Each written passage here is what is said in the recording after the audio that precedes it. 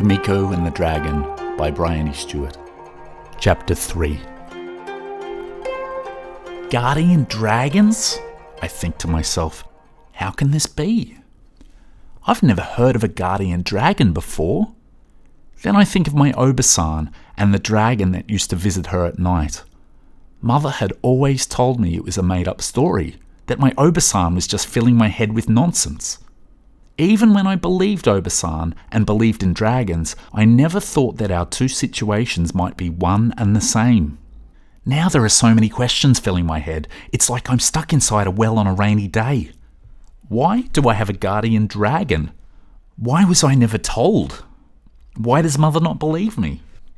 And most of all, what could possibly be so bad that I would need a dragon to protect me? Shh, the dragon whispers. So many questions all at once. How do you expect to hear an answer? Can the dragon hear me thinking? A little, he says at once. I hear curiosity, he laughs.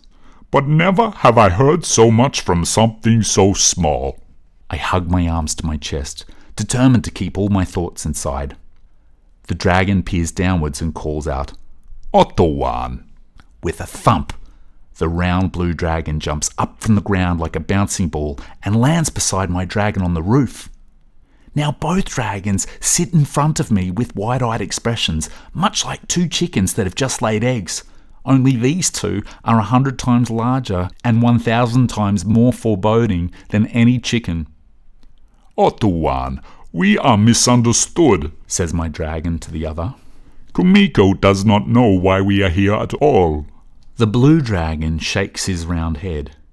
Is this true, Tomodo?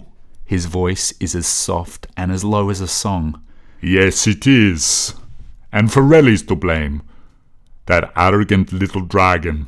He started this years ago, disappearing just because someone was rude enough to tell him to shoo.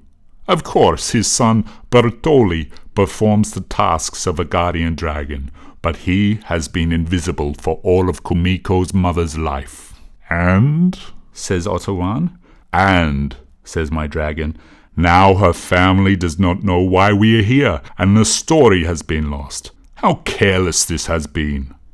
Ottowan wheezes and smiles sleepily. No, Tomodo, it is not lost.